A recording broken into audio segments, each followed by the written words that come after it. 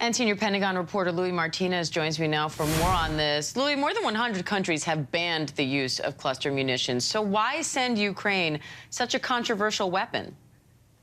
Diane, this is all about what's going on the battlefield. Ukraine needs all of the weapons that it needs to push back Russian forces in the eastern part of Ukraine and in the south. And one of the things that they've seen is that with those really strong Russian defenses that have been built up over the last couple of months, they really need enhanced weaponry. And this is one of the things that they need, because these weapons, as we heard from James Longman there, when they explode above a target and then they spread their little bomblets hundreds of yards across the area. So they're much more effective than just one after another artillery shells being fired from howitzers. So that's the idea that, you know, essentially the number of howitzer artillery rounds is finite, and if there's another way to get more ammunition for the punch, if you will, or for the buck, it's going to do it via these cluster munitions, because they will be more effective. But again, as you heard from James, very controversial.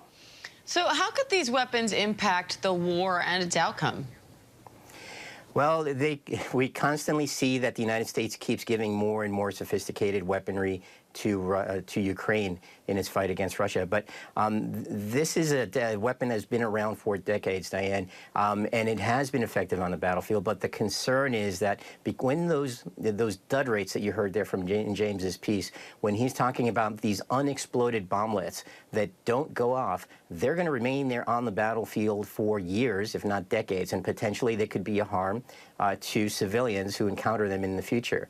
That's really what's driven the concern. But on the battlefield itself, I think the thinking is that they will enable the Ukrainians to push back against these entrenched defenses, and also it's going to meet those artillery shortfalls. So it could lengthen and strengthen what we see from the Ukrainians on the battlefield in terms of their projection of power, and that's what they want, because they're acknowledging that this counteroffensive really hasn't gone as far as they would want it to. All right, Louis Martinez from the Pentagon. Louis, thank you. Hi, everyone. George Stephanopoulos here. Thanks for checking out the ABC News YouTube channel. If you'd like to get more videos, show highlights, and watch live event coverage, click on the right over here to subscribe to our channel. And don't forget to download the ABC News app for breaking news alerts. Thanks for watching.